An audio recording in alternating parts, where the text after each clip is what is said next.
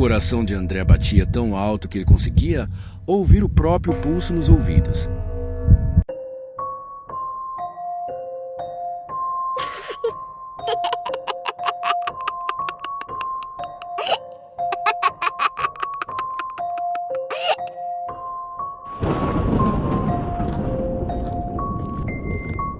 As três figuras continuavam avançando, cada passo levantando pequenas nuvens de poeira no caminho seco. Ele não sabia dizer se eram homens ou mulheres. As roupas eram antigas, pesadas, de cores escuras, e os rostos estavam parcialmente cobertos por sombras. Sem pensar, ele começou a recuar, mantendo os olhos fixos nelas. O vento aumentava, e o som grave do sino ainda ecoava, como se não fosse parar nunca. Quando ele sentiu que estava prestes a tropeçar, ele se virou e correu de volta pela estrada estreita, passando pela lateral da igreja e entrando na rua principal. Não encontrou mais ninguém.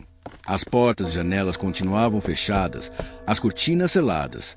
O vilarejo parecia morto, exceto pelo som dos sinos e os próprios passos apressados. Ao chegar à pousada, notou um detalhe que antes não lhe chamara atenção. Todas as janelas, tanto as do térreo quanto as do andar de cima, estavam cobertas por pesadas cortinas de veludo escuro, e por trás delas havia tábuas pregadas. Nenhum vidro estava exposto. Abriu a porta, trancou por dentro e ficou parado no corredor, tentando recuperar o fôlego. O cheiro de madeira úmida e poeira parecia mais forte do que no dia anterior. A dona da pousada apareceu no topo da escada. A luz fraca da lâmpada iluminava apenas metade do rosto dela. Você não devia ter ficado até o sino tocar, disse, a voz firme, mas sem raiva. Eu só estava explorando. Vi um garoto. Ela o interrompeu com um gesto brusco da mão. Não fale com ele de novo. André se aproximou, tentando manter o tom calmo. O que é esse sino? É o aviso. Depois dele, nada bom acontece. Ele percebeu que estava apertando o embrulho com a foto. A dona da pousada olhou para o pano e franziu o senho, mas não disse nada. Posso fazer mais uma pergunta? Disse André. Não, respondeu ela, virando-se e subindo de volta para o andar de cima. Ao entrar na sala, André percebeu que o som do sino havia parado. No lugar, havia um silêncio absoluto, tão denso que parecia preencher o ar. Ele foi até a janela e tentou afastar a cortina pesada, mas ela estava fixada à madeira. Ele passou a mão pela borda e sentiu as tábuas pregadas firmemente. Era como se ninguém quisesse ver o que estava lá fora. Com a lanterna do celular, André começou a vistoriar o quarto. As paredes tinham manchas escuras, quase como se tivessem sido molhadas e depois secado de maneira irregular. No rodapé, ele encontrou marcas de arranhões profundos, como se algo tivesse tentado cavar para sair dali. Sentou-se na cama e pegou a foto. A figura encapuzada parecia mais nítida agora. Ele girou a imagem contra a luz e notou que, no fundo, atrás da figura, havia algo como uma torre alta. Mas ele não lembrava de ter visto nenhuma torre no vilarejo. Foi interrompido por um som suave vindo do corredor. Passos arrastados, lentos, como se alguém estivesse se movendo descalço.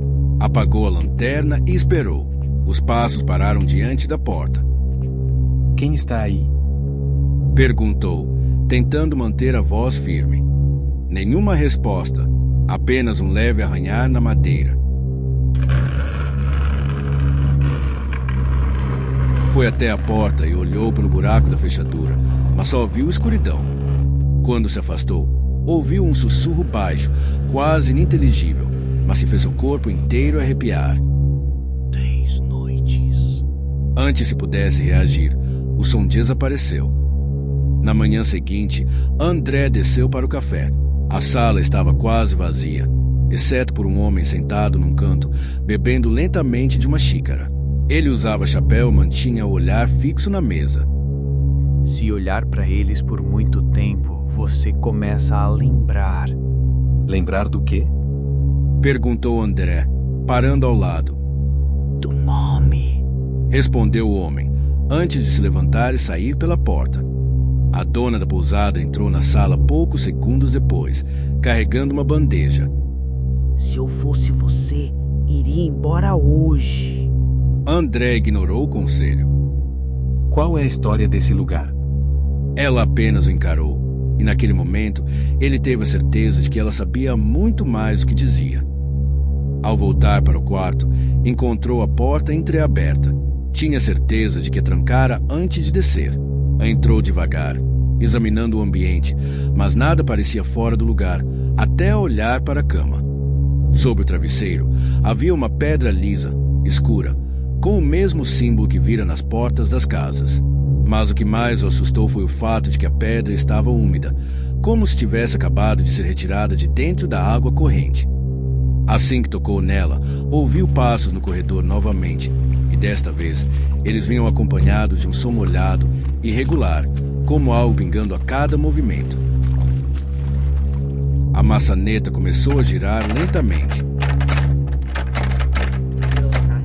Se você encontrou esse vídeo por acaso, clique no vídeo que está aparecendo agora na sua tela para conhecer a história desde o início. Ou clique no outro vídeo com uma história mais curta, porque essa história está longe de acabar.